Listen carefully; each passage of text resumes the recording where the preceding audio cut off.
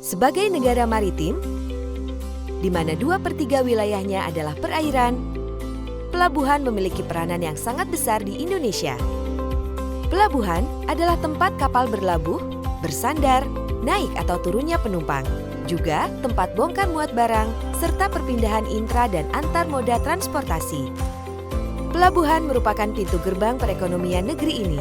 Disinilah lalu lintas barang ekspor dan impor serta barang antar pulau di dalam negeri berlangsung. Sederhananya, sebagian besar barang-barang yang kita pakai sehari-hari tidak lepas dari peran serta pelabuhan. Sebelum sebuah kapal berlabuh dan melakukan proses bongkar muat barang, diperlukan beberapa jenis kapal yang membantunya bersandar di pelabuhan, seperti kapal pandu atau pilot boat, kapal tunda atau harbor tug, dan kapal kepil atau mooring boat. Berbagai peralatan modern dan semakin ramah lingkungan tersedia di pelabuhan untuk mendukung kelancaran proses bongkar muat. Di antaranya, container crane, gantry luffing crane, gantry jib crane, rail mounted gantry crane atau RMGC, rubber tired gantry crane atau RTGC, reach stacker, harbor mobile crane, forklift, wheel loader, dan ekskavator.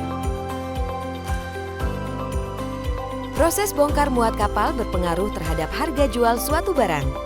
Semakin cepat kegiatan bongkar muat berlangsung dan semakin efisien proses-proses di rantai logistik, maka semakin kecil biaya yang dikeluarkan oleh pemilik barang, sehingga semakin murah pula harga barang yang akan dibeli konsumen. Tidak hanya IPC, di pelabuhan juga terdapat berbagai instansi atau pihak-pihak yang terlibat dan ikut menentukan cepat lambatnya proses bongkar muat barang. Selain itu, terdapat berbagai fasilitas penting fungsi pelabuhan, seperti dermaga, gudang, lapangan penumpukan, dan terminal penumpang sebagai prasarana transportasi laut untuk menaikkan dan menurunkan orang atau barang, serta mengatur kedatangan dan keberangkatan kendaraan. Seluruh aktivitas di dalam pelabuhan ini dikelola oleh PT Pelabuhan Indonesia II atau IPC yang membawahi 12 cabang pelabuhan di Indonesia.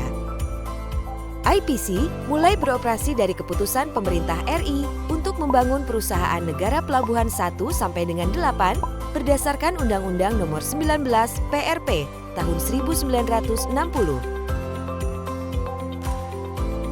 Upaya meningkatkan produktivitas dan menekan waiting time di pelabuhan lalu dilakukan oleh IPC melalui pengembangan sistem dan infrastruktur. Salah satunya adalah rencana pengembangan 3 titik pelabuhan internasional Indonesia. Pelabuhan adalah tolak ukur kemajuan suatu negara. Semakin baik kinerja pelabuhan, maka semakin maju pula perekonomian negara. Demikian pula sebaliknya.